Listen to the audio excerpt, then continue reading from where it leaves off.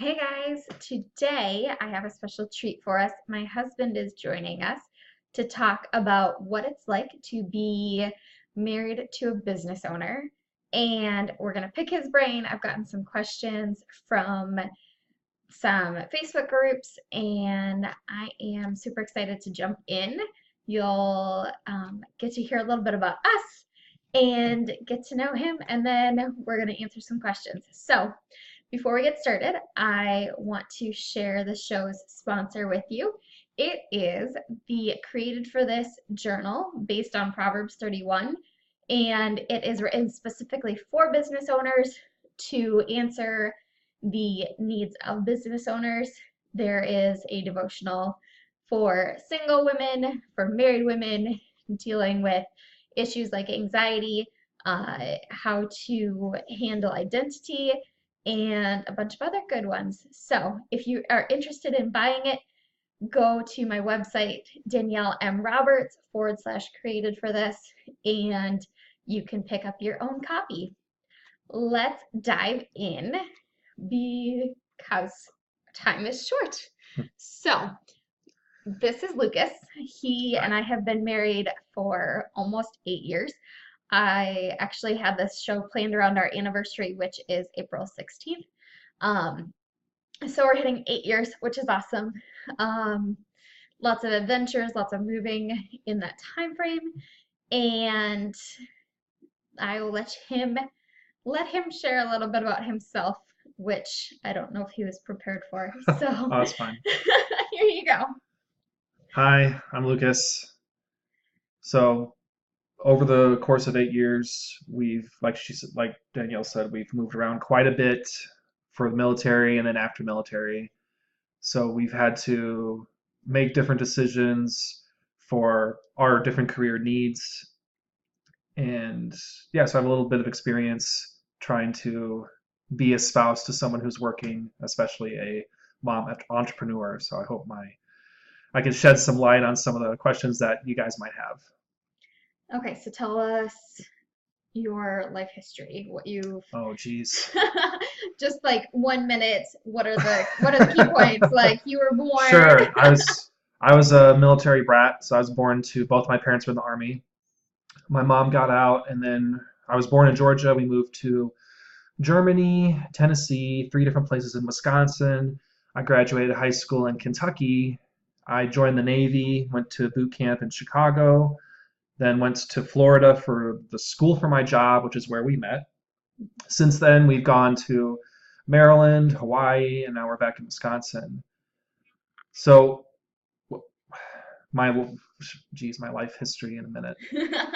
I've had a varied career history. Let's put it that way. I've been involved in sales, uh, training.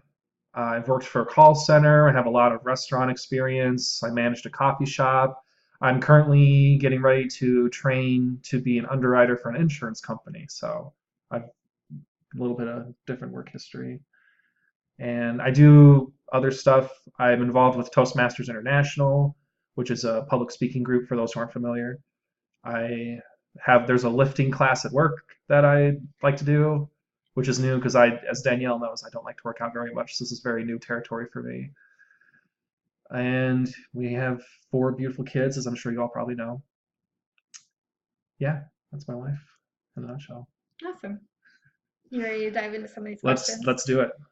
Okay, so now one of the reasons why I wanted you to come on was because I feel like there's a lot of different times when, as business owners, as especially married business owners or people that are in a relationship, there's all these questions like how do I tell somebody about my business? What like my spouse isn't supportive, or how do I get him to be supportive? And I'm just gonna put as a caveat, like his answers are not gonna be for everybody. Like No. um, we Lucas and I have talked a lot about different things in business, and he's really, really super involved. He's very involved with the kids, and I think that's one of the biggest things that we've learned as we've grown into me being a business owner, him, being the primary breadwinner, which was a switch. I was in the Navy longer than he was, so he was going to school, and so I was making the money. Our dynamics have Our changed quite a bit. Yeah, so we've had different roles, and um, being flexible with that, I think it's been a really big strong point for us. Definitely. Uh, so one of the first questions is how can we tell our spouses about our business? And I think one of the biggest struggles is people not understanding the terms, not knowing how to break it down for their spouse, or they don't really know how their spouse is going to take it. Mm-hmm. So, can you just walk us through kind of as I'm telling you about something in my Yep. business, what you go through?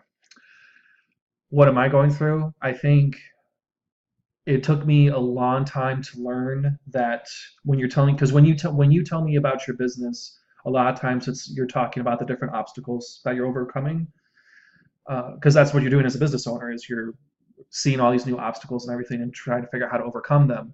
So then as a guy, I make the mistake that you're telling me these things because you want me to figure it out for you and come up with a solution, and then you're going to take that solution, apply it, and everything gets fixed. And that's not what's actually happening. So I think for people out there, you have to first have a conversation and preface when you're talking about your business, like, hey, I'm sharing with you because I care about you. I want you to be familiar with. I'm not looking for a solution of everything. But ladies, be prepared for it takes the guy a long time to work through the frustration of being like, okay, there's all these names of people that I don't know, these business terms that she's told me what they mean. I still don't really understand it. She's not looking for a solution. And ladies, you have to be patient with them as they learn to become a better listener. So there's not a one like here's the solution that's going to fix you talking to your husband. It takes a lot of work of just like, hey, I appreciate you trying to give me advice when I'm telling you what my business problems are, but that's not why I'm sharing with you. I'm sharing with you because I love you and I want you to be aware of what I'm doing. But you have to have that conversation you need to have. If you aren't talking to your spouse about like, hey, I'm sharing these things with you because I just want to share, get closer to you. I'm not looking for a solution.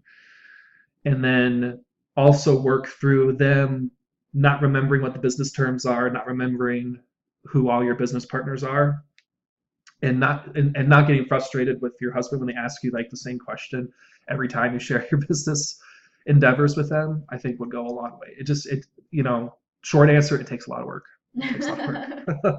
And I think on both sides too, because long, long ago, and I remember this because I would call you at work and be like, oh my gosh, like this is happening, like this, and this, like the kids are crying, I'm starving, like like just sharing all these different things. And you're like, if you tell me these things, that means that you want me to solve them. Guys Right. naturally are problem solvers. So they want to be able to help and they want to be able to dive in and like fix the problem. But I had to learn to preface it with like, hey, I don't want you to solve my problem. I just need you to Exactly. listen. Because I feel like for me, um, I need to talk things out to solve them. And like Yep. it's fine if I call my sister and like just vent and be like, this is happening and this is, I don't understand this and it's really frustrating. But then if I call you and tell you the same thing, you'll be like, okay, well, let's fix this. Let's figure out how to do here's it. what I think. Yeah. And I'm sure people have been married for a couple of years. You guys have realized like husbands try to fix things when you tell them problems. And another thing that husbands like to do too is we like to compartmentalize. So when I'm at work, I'm in work mode and I don't have a problem mentally checking out to have like small talk when I'm at work. But when she's like, "Hey, can we talk about this? Can we like this credit card statement, everything?" I'm like, "Can we do that when I'm at home?" Because it's and I'm sure if you've called your husband at work and you're like, "Why does it feel like he's mentally not there?" It's because he's not. It's because he's not. And it'd be much better if you could try and wait to have those conversations when you're both at home, face to face, But when you have kids, of course, that's a challenge, and I'm sure we'll talk about that. But yeah, it takes a lot of work to figure all that stuff out. Hmm. Yeah. A lot of Um, patience. right. So, what are some simple tips that you can do? So, like you said, like when you're at home, knowing that he's probably not going to be focused if you're um, calling him at work trying to talk about different things. I know for you, like if you're on your phone and you're, the compartmentalizing, um, if you're on your phone or you're reading or, doing something else, you're engaged, Right. which is good because you're able to like get things done a lot quicker than me who's like scatterbrained because I'm like, okay, let's focus on Well, this and this and this. I'm glad you brought that up because that's another issue where uh, husbands and wives have a hard time communicating. Is like so when we have our important conversations, I have to put whatever book I'm reading down. I have Mhm. to, and she can do multiple things and still have a conversation. And so sometimes there's been issues where I'm like, she'll be doing other things and I think she's not paying attention. So then I'll grab my book and then she'll respond to my question. I'm like, I don't even know what we're talking about anymore. So there has to be a compromise. It's like, okay, like, yes, like to have important conversations, you need to have our full attention. And you're totally justified in being like, hey, I need your full attention. Mhm. But remember, because you're able to do all these multiple things, that comes off as, Yeah. and two, sometimes you're like, okay, hold on, I'm just replying to somebody. Like you're still engaged in the conversation, but you're finishing other things. The signal that the guy's getting is like, okay, obviously what we're talking about is not important enough Mhm. if she can do all these other things, and she's not putting as much thought into this as I am, Yeah. that's a lot of there's a lot of frustration that they have to work through for that. Yeah. And I'm actually working on like putting something down and Well, focusing and it's fine. I think like I know where we've had conversations and I'll say something and then there's a pause where you're trying to finish up this other thing. And then but I know that now I know that you're capable of doing those things and still getting back to me and still being engaged. But yeah, it would be easier if we could both be like Mhm. engaged in the conversation. Yeah. And you were talking about having kids, and I think when you've got kids, um, and I'm sure like with a pet too, to some degree, like you have to be able to focus on multiple different things, which I think makes it a little bit challenging when you're trying to pay attention to kids, you're trying to have a good conversation with somebody, um, and at the same time, like you're getting pulled by two different people. So Yeah, being able to like say, okay, time out, kids, let me turn over here exactly. and And do that like way. we will do like if we're really needing to talk about something and the kids are up running around, whatever, be like, okay, everybody's gonna hang out in their rooms for about 10, 15 minutes and be like, oh, like, no, everybody needs to be hanging out in their rooms. Mommy, Yeah. daddy need to talk. It's okay to do stuff like that. So Mhm. you can, because what tends to happen is like all these important conversations, I want to have them, but it's just never convenient to have the conversations. And at the end of the day, when it would be more convenient, I'm exhausted, I just want to go to sleep. Right. You have to carve out somewhere, as inconvenient as it may be, to have those important conversations. Yep. So that's a good segue into the next question. Somebody asked, what's a nice way to say, leave me alone unless there's an emergency when we've been assured that the kids wouldn't be barging in and knocking on our doors. So, I don't know if you have like a good answer of this, but I think it So is talks about this like setting expectations. is this a situation like they're out hanging with their girlfriends, the husband's watching the kids? Well, it could be, but I was talking more of like in a business sense. If I'm in my bedroom or I'm in the other room talking to somebody, I've got an important call for business. Oh, okay. Um, you're supposed to be watching the kids, but you keep coming in and asking, like, Oh, okay. Okay, I see what you're saying. Okay. So I like this question because I would like to ask the person who's asking this question, what sort of expectations are you setting with the husband for the kids. Mhm. So as an example, let's say you go out and the husband's watching the kids. You come in, stuff's not where it's supposed to be. Kids are doing things like it's not how you would want it. And the first thing you tell your husband when you get home is like, what's going on with this? What's this? What's this? What's this? What you're telling your husband is like, there's a certain protocol into watching the kids, and you have to adhere to this protocol, or you're not watching the kids right. So I would first thing I would do is challenge that person like, I think you need to revisit your expectations about what watching the kids looks like. As long as I have pretty low expectations. Like if the kids are fed, they're not hurt, they're having that's a win for me. Mhm. And I think that's an area where we've readjusted a lot what our expectations are of each other with the kids.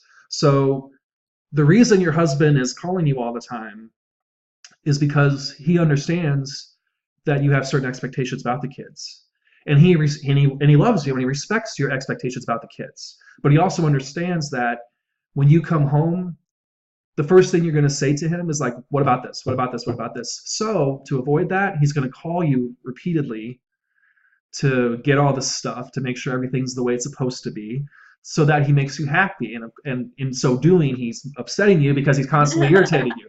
So you have to make a decision. Either the protocols that you've set in place to watch your kids are very, very important and cannot be messed up, or you need to let your husband watch the kids and just take care of the kids the way he wants to take care of the kids, and come home and it might be upsetting at first. We can like, oh my god, the house is whatever. It's not what I want it to be.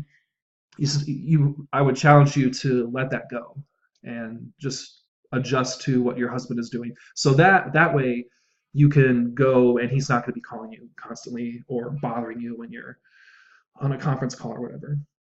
So I think the other thing too that we can talk about here is equipping, like setting your husband up for success instead of failure. If you feel like there's certain things that need to get taken, that need to get done, um, and crazy, like let's talk about Boss Mom Retreat. Um, I had a schedule that I had made specifically, like every single time that something needed to happen. Mm-hmm. Um, I felt like I had equipped you for taking care of the kids with what needed to get done. Like Mm-hmm. they needed to go to preschool, they needed to go to school, they needed to get fed, they needed different things. They're not going to let you forget that they're hungry. Like Right. that's Exactly. that's Exactly. something. But if I have expectations, I need to be able to equip you to meet those expectations. Right. Um, So like in a situation like that, if they're gone for a couple days, be like, hey, remember Friday night's bath time? Hey, guess what? Baths may not happen on Friday night. And just things like that where you're like, and that was really good where you set up a template for me instead of me calling you every morning, be like, hey, what time did I need to drop them off again? And so stuff like that where you equip me to be able to answer a lot of those questions by mhm. myself. And there were a couple times where I would be looking for something, I'd be like, hey, I can't find this, but I was pretty much able to take care of all that stuff on my own. Hmm. And I came home and the laundry was done and all over the living room floor. But that's, not an Yep. unusual occurrence. It just was a little bit more of a hurricane than I was expecting it to be. And in a perfect world, the moms, yes, of course you want to come and you deserve to come home to a perfectly organized, clean house. Is it going to happen? Probably never. I I don't hate to know. break it to you. I don't know if I expect a perfectly organized. I expect my kids to be clothed and fed and Yeah. um the house being a little bit tidier is For sure. yeah. So that's I think it's um what else was I gonna say about that? I think that there's just different ways. Like if it's just an hour call, like unless you know unless it's like really specifically an emergency, like showing your husband this is where the diapers are, this is where this is. Like if the kid needs food, the kid needs food. Like find them food. You know the kid appropriate, like and just having that conversation. And sometimes it's going to be a difficult one. Like pay attention to what we're eating or pay attention to what we're feeding the kids. Like um have easy go to. And if that's a struggle, if it's something that they don't normally participate in the activities, or if they don't normally participate in feeding the kids or like meal Right. prep or something, like make a list of snacks. And that's, I try to have enough snacks that the kids are not going to be hungry. Hmm. Um, they know where the diapers are. There's so many different things that um you can equip. But I think too, having that difficult conversation of like, hey, I need to have that time and I need no kids knocking on the door. I don't need you to be knocking on the door. Um, but that's, you have to be able to set them up for success too. Sure. And I think too, like what you were talking about, the husband being involved, doing the like diapers and everything. So people out there where the husband isn't doing any of that stuff, that I mean that could be like a whole nother conversation It because could. I that'd be very, very difficult to try and like someone who is used to not doing anything for the kids and Mhm. trying to get them involved. Like I because I have a different respect and appreciation for your business and the income that you bring. So I look at our family unit as, we both do things to bring income into our family. Therefore, I need to share in child rearing responsibilities. Mhm. And people who don't see it that way, I don't know. I mean, I don't know how to have that conversation. That's not a conversation that we had to have because Mhm. I understood that I needed to step up and do different things. But maybe like a different podcast or something. If someone really wants to know, I could try. But yeah, like it still takes a while to adjust. Like there for a while, I had to realize when I got home after a long day of work, I had to like sometimes I'd come in and you try to have dinner going. You're like, okay, I need this dirty diaper change so I can finish it. So I couldn't come home and just kick my feet up. Mhm. And I think if every husband is being honest, there is that period of like, okay, I had this expectation of being able to come home and relax because that compartmentalizing at work, I have my shield up, I'm doing all these different things, and then when I come home, I want to put my shield down and relax. And when you have kids, you just can't. You got No. to help, Well, and yes, I would say for the kids, but I think even if you don't have kids, there's still that certain splitting the responsibilities. Yes.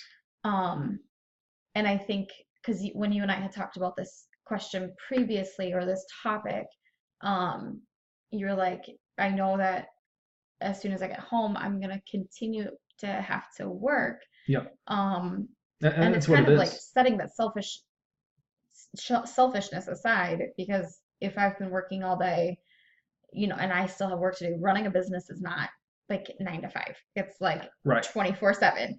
Um, And raising family. Yeah. yeah, at the same time, you're continuously working. So I think that even if you're running a business, like understanding or, having, you almost have to like tell them like, hey, this is, can you help with the food? And then it's like, yeah, it's just going to Having be a it different. have that kind like you can't. There's no such thing as daily me time. That's a it's an unrealistic expectation. And I think especially guys, being honest, a lot of guys have an expectation of, you know, like my generation growing up, you go to school, you come home and you play video games, and you go to college, you do the same thing, and every day you do stuff for you. You're not working every day, every hour of the day. You just and you don't really understand what that is in real life. Mhm.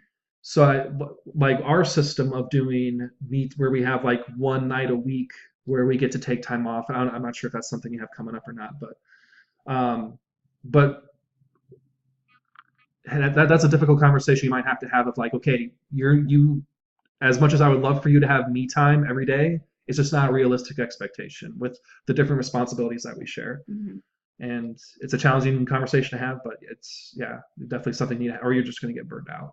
Yeah. Well, and I think that because you have your time driving back from work, so you've got like Yep. 45 minutes where you're just in silence or listening or Yep. whatever. Hmm. And I tend to take a bath or take a shower or, but I need that time to like refresh myself. So even like the little pockets of time that we can make, Yep. it's not going to be like hours spent on video games or anything like Right. that.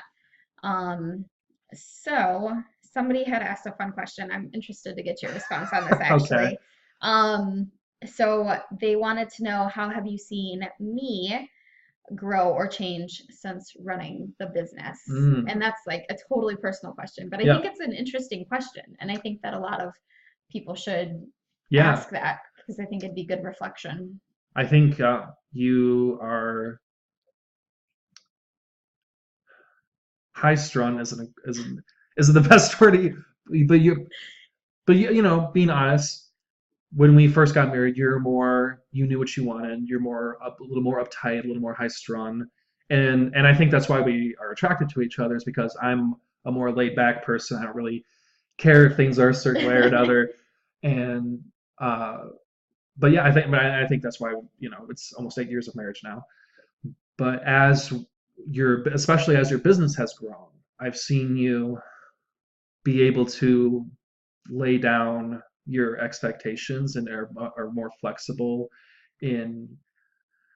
I mean, you've always been a flexible person, but like the things that stress you out don't control you, I guess, in the same way. Mhm. There's certain things like, and everybody does this where you're like, okay, I'm not gonna let this bother me, but it really does bother you. Where I've seen Yeah. you go through this transformation of like, okay, I'm really not gonna, and actually being able to lay down different things, different expectations of like with the kids or the way the house might look at different times.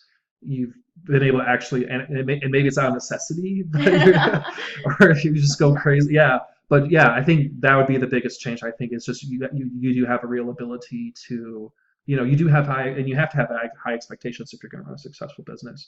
But expectations you have of other things, you've been able to do a better job of like, okay, these are priorities, these are things that are important to me, and these other things that were important to me, I'm going to adjust so I don't become a crazy person, and Yes. I'm not going to hold my family to these expectations and readjust. So Hmm.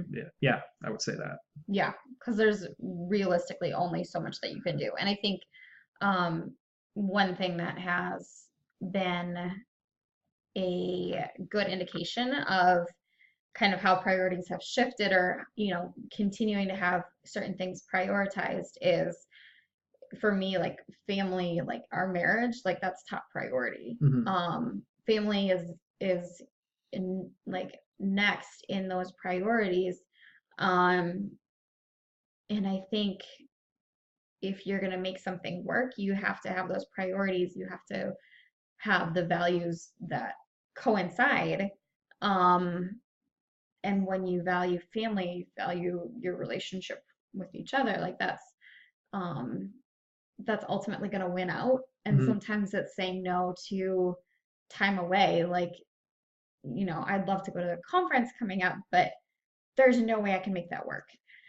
Um, just because I with your starting your job and Right. doing different things, like it's just not possible. So there's always that balance. I hate to use the word balance because it's not balance. It's like the shifting sands of like what's going to be top priority. Yep. Definitely. So yeah, that's cool. Yep. Thank you. Yeah, of course. Well, thanks guys for joining us. I'm so glad you were able to tune into this fun episode. We'll probably do another one because it like seriously, it's fun. We have these conversations all the time. Because I see them out in the community and I'm like, I want to be able to answer these things. Um, so that's all from us. Don't forget if you want to get my devotional for Christian entrepreneurs and business owners, you can head to daniellemroberts.com/created for this. And if you guys want to give us feedback, go ahead and leave us a comment on, we're going to do it on YouTube. So a YouTube comment, or you could hit us up on social media and find me at Danielle, author Danielle M. Roberts. Um, or you can send me an email, and the email is dmr@daniellemroberts.com. Thanks, guys.